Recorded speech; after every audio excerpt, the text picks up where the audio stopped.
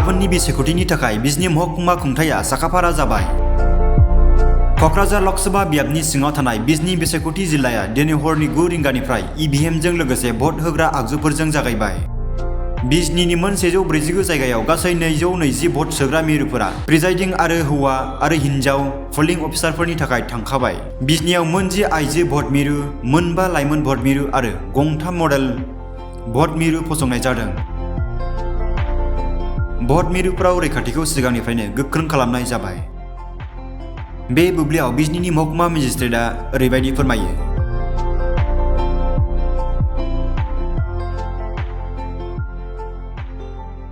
Assembly segment में 220 polling stations है, 149 locations पे ये पोलिंग स्टेशंस है। 10 हमारे ऑल वुमेन पोलिंग स्टेशंस हैं जो टाउन एरिया में है, 5 ऑल यूथ पोलिंग स्टेशंस है और 3 model polling stations on the lines of green election. और सुबह 9 बजे 9 AM से हमारा मटेरियल डिस्ट्रीब्यूशन स्टार्ट हो गया है और अभी स्मूथली चल रहा है।